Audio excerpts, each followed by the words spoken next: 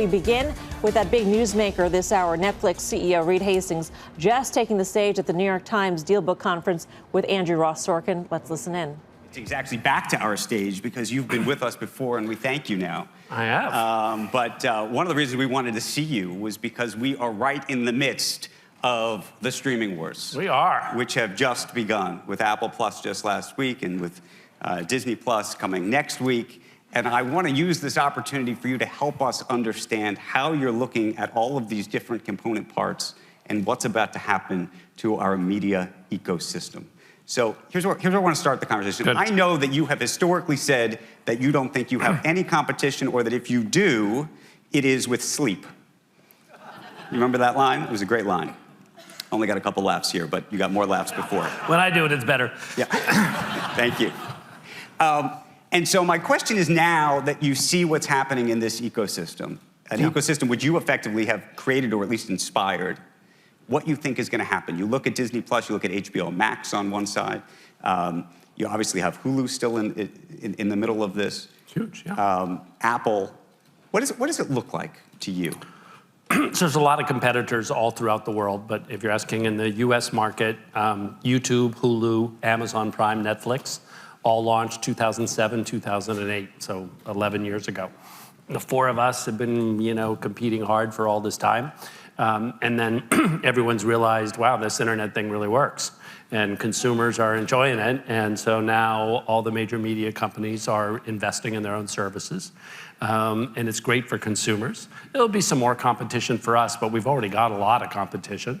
And most of it is people will watch less linear TV and now watch, say, Disney content on the Disney Plus service. So do you think, I guess the real question, though, is, do you think that people are going to make decisions and say, I'm going to either do Disney, or I'm going to do Netflix, or I'm going to do HBO Max, or et cetera? Not in terms of subscribing. People will subscribe to a couple services the way that they subscribe to a couple news services. But then in terms of time, that's the real competition. The tricky thing in this streaming war is, Apple and Disney's not going to break out revenue for the service, and you'll hear some subscriber numbers, but you can just bundle things in, so that's not going to be that relevant. So the real measurement will be time. How do consumers vote with their evenings, and do they end up watching what mix of all the services? So starting in Q1, you'll start to see a breakout of that, like from Nielsen and others. Bob Iger told our own Maureen Dowd, look, no one will ever have a monopoly or mythology or on storytelling, not us, not anybody. What Netflix is doing is making content to support a platform. We, as in Disney, are making content to tell great stories. It's very different. Yeah, I would say we're both trying to please consumers. So, our North Star is, how do we do content? We have The Irishman coming up. We have Two Popes. We have The Crown in a couple weeks. And that's about pleasing our customers. And that's what Disney does too. Disney's been doing creative content for 100 years. They're incredibly good at it. They're $80 billion in revenue. We're $20 billion. And we're both focused on, how do we win viewing time from you by doing incredible work, telling stories that you all care about. But how much of it, and people, the critique about Netflix is that it is a volume play, that you're trying to be TV, all of it. And that some of these other services at least are marketing themselves in a different way. I don't know if you think that they are. Until they start producing more, and then they'll say, we have variety. Right. Okay, because that's what we say now. We have incredible variety. So we have a show, Quicksilver, out of Sweden, crime thriller. Did super well in Sweden. Of course, you expect that or hope for that. But it did 15 times more viewing in the rest of the world cumulatively than it did Sweden. So we've got this huge opportunity there. And then interestingly, and it's huge in Argentina. So you get these, if you produce a wide variety, you get lots of different sharing around the world. And fundamentally, we want to produce everywhere in the world and connect people. Really build empathy through all those shows. And to do that, that takes a wide variety. How worried are you that this is all one grand bubble? And the reason I ask is, you're spending a small fortune to be doing what you're doing. You're taking on debt to do it. Others are spending enormous amounts of money, often either taking on debt or going to at least take on losses, depending on the corporate structure, for quite some time. Well, probably the definition of a bubble is it goes down again. And I don't think subscribers or cumulative media spending is going to go down. So linear TV is a huge both revenue source and time source that's declining. And that's fueling the growth of all of the internet services, including YouTube, including video gaming. You don't think you're going to ultimately have to take down spend? No, we plan on taking spend up quite a bit.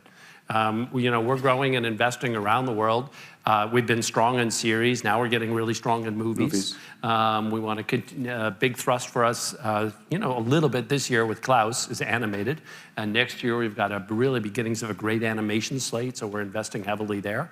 Unscripted, we're doing more and more. So, we got a long way to go, especially on a global basis. And that's the thing that I think people underestimate, here in the U.S. is, the U.S. is 5% of the world's people, and 95%, all of those people around the world love entertainment, love television. But there seems to be a massive land grab for talent, both stars themselves, obviously Gwyneth Paltrow has been working with you, we just spoke to her, but also for showrunners. You're paying, certain showrunners $300 million, reportedly, to bring them aboard. For multiple years, for multiple shows. We're still not doing the very biggest movies, the $500 million kind of movies. So, there's ways to go. In TV, we're Do you think you will? Up. I think we'll continue to push the edge in entertainment as we get more distribution. We want to have content and stories that people feel is unusual, something they haven't seen before. So we do a lot that's very economical and tells an amazing story. Others that's has incredible special effects. Pricing question for you. So now that there's all this competition, one of the amazing things about Netflix and so many of these services, and you've long been a pioneer in this, is to say, you can cancel anytime you want. Sure. Right? And one of the things that Disney is doing is trying to elongate that. So they're actually, if you want, you can subscribe for a year. I think in some cases you can subscribe to 3 years. Do you see long-term people being able to cancel as quickly as they can? The reason I ask is there's so many people who say, I love, name a series that's on Netflix. I'll binge it or I'll watch 5 series this month and then I'll switch it off and I'll go over to HBO Max, and I'll switch that off 2 months later, and I'll go to the next place. There's lots of ways over time, different tiering, different times to tune the commercialization. But again, really what we focus on is how do we have a service people want more of the time? So we don't focus on how to lock them in. We focus on how to attract people, how to have, so that, we want you, anytime you want to relax, you're in front of the TV and you think, do I turn on the cable, linear TV? Do I turn on YouTube? Do I turn on Netflix? And we want you to choose Netflix because you're in the middle of a great show, because you're going to find more, because there's great titles. So that's the main focus. You've also talked a lot about YouTube over time and also the idea of mobile. And I've heard you make some hints, more and more comments about mobile, meaning people watching on their phone. Jeffrey Katzenberg is launching Quibi next year. Do you think people are going to watch meaningfully, and you probably get some of the data already, watch meaningfully on mobile? We've been listening in to Netflix CEO Reed Hasting on stage with Andrew Ross Sorkin at the New York Times Dealbook Conference. We'll continue to monitor this, bring you some more news that develops. But in the meantime, let's trade this. And to me, there are a couple of important things. He was commenting on competition in the streaming wars with so many services coming online shortly. And he said, we're not necessarily competing for the subscriptions once they have the subscriptions. We're competing for time, which seems like it would be a good thing for Netflix because it doesn't matter how much a person watches. I mean, it matters, but it matters more that they're paying the monthly fee. And on the other front, Andrew had asked him, is there a point at which you take down spend? And he said, no, we plan to take it up. And I think the bears will say, there's your reason to sell the stock. You've had a big rally off that 250 level. And we actually flagged the 250 level. Remember, it traded down there earlier this year, I think in December, traded back down in September. But you look at the quarter they reported in early October, it wasn't a great quarter.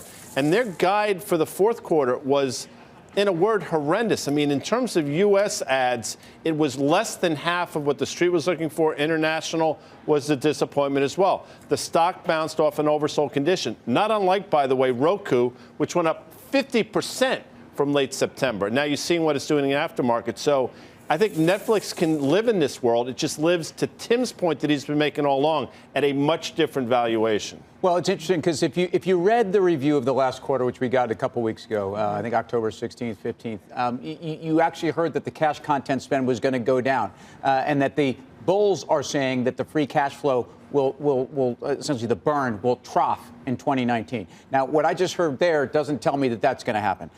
It doesn't mean that Netflix hasn't been successful with a model that has been burning away. I just believe with a stock that's trading at 95 times trailing, whatever you want to do in the future, that model for investors is no longer a model I think they're willing to underwrite in the stock. I think the bulls will also say, though, hey, look at the way it held this 265 level. And if you draw a trend line off those lows, it actually needed to hold that, and it held it very well. I would just point out that the correlation to the stock breakdown is totally as we started to truly, we always knew about competition, but we truly saw it begin to come online or articulate a plan, and that obviously came to light when Disney Plus actually gave sub numbers through 2024, whether you believe that or not. And you never had a value play to pick as an alternative. So if you wanted streaming, the pure play was Netflix.